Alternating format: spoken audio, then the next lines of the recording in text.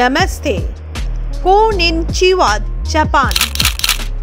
Bharat Japan joint economic फोरामे এই বলেই বক্তব্য শুরু করলেন প্রধানমন্ত্রী নরেন্দ্র মোদী। কোনিচিওয়ার অর্থ শুভ দিন। একে অন্যকে এই ভাষাতেই সম্ভাষণ করেন জাপানিরা। শুক্রবার ভোররাতে জাপানে পা রেখেই প্রধানমন্ত্রী বলেন, বিশ্ব শুধু ভারতের দিকে তাকিয়ে নেই, ভারতের ওপর ভরসাও করে। योर एक्सेलेंसी प्रधानमंत्री इशिबा जी, भारत और जापान के बिजनेस लीडर्स, देवी और सज्जनों, नमस्कार। कोनिचिवा। দুদিনের জাপান সফরে গিয়েছেন প্রধানমন্ত্রী মোদী। জাপানের প্রধানমন্ত্রী শিগেরু ইশিবার আমন্ত্রণে অনুষ্ঠিত 15তম ভারত জাপান বার্ষিক সম্মেলনে যোগ দিতেই তার এই সফর।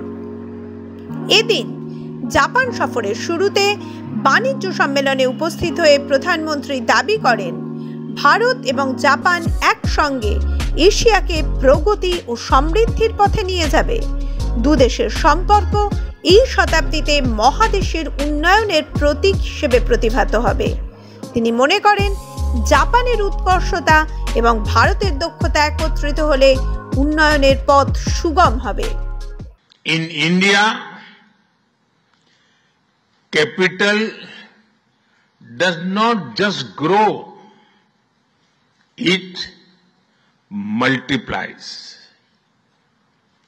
साथियों, पिछले 11 वर्षों में भारत के अभूतपूर्व ट्रांसफॉर्मेशन से आप सब भली भांति परिचित है।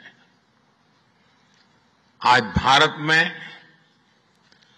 पॉलिटिकल स्टेबिलिटी है,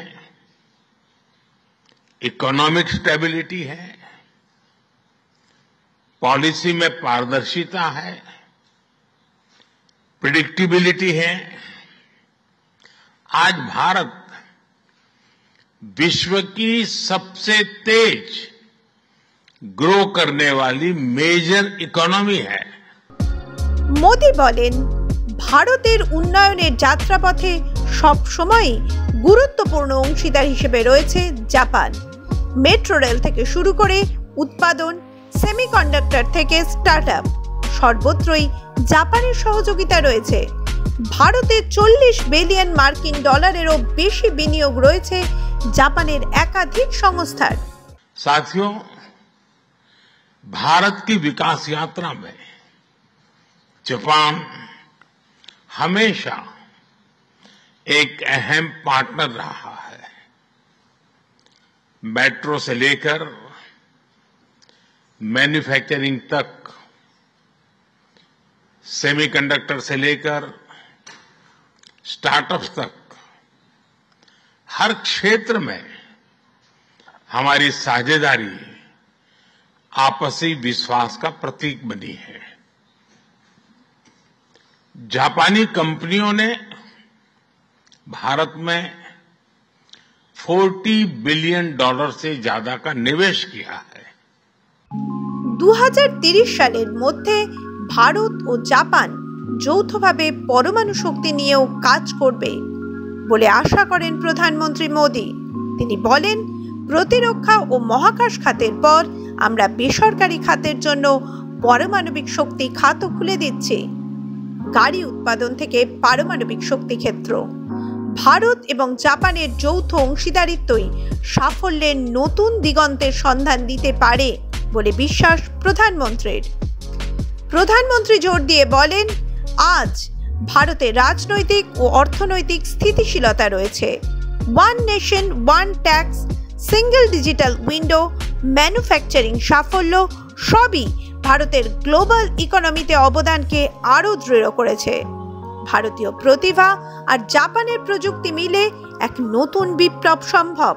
মোদী জানান, আফ্রিকার বিভিন্ন দেশে জাপানের বাণিজ্য বৃদ্ধি ভারত ছাড়া সম্ভব নয়। ওই সমস্ত দেশ ধীরে ধীরে উন্নয়নের সরণিতে পা রাখতে শুরু করেছে। তাতে ভারত এবং জাপানের দুটি দেশেরই গুরুত্বপূর্ণ ভূমিকা রয়েছে। साथ मिलकर हम ग्लोबल साउथ, विशेषकर अफ्रीका के विकास में अहम योगदान दे सकते हैं। मैं आप सबसे आग्रह करता हूं, come make in India, make for the world. Bharat ने AI, semiconductor, quantum computing, biotech और स्पेस में बोल्ड और एम्बिशियस इनिशिएटिव लिए हैं।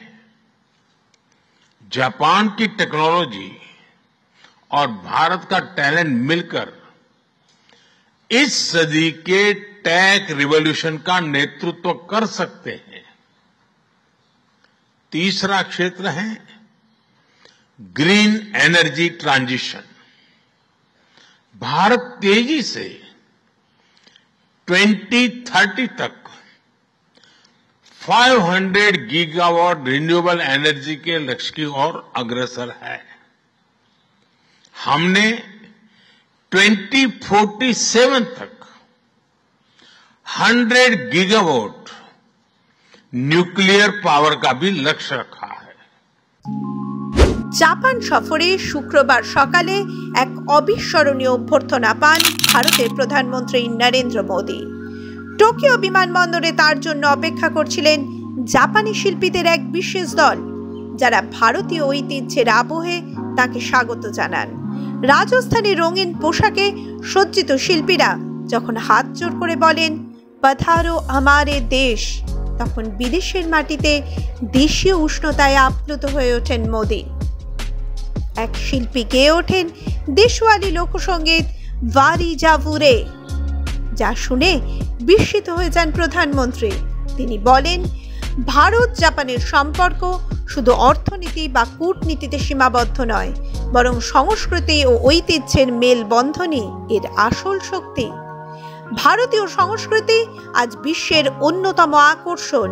বিদেশের মাটিতে ভারতীয় গান, নাচ, ঐতিহ্য এভাবেই মানুষকে এক সূত্রে বেঁধে রেখেছে। মাধ্যম ব্যুরো রিপোর্ট।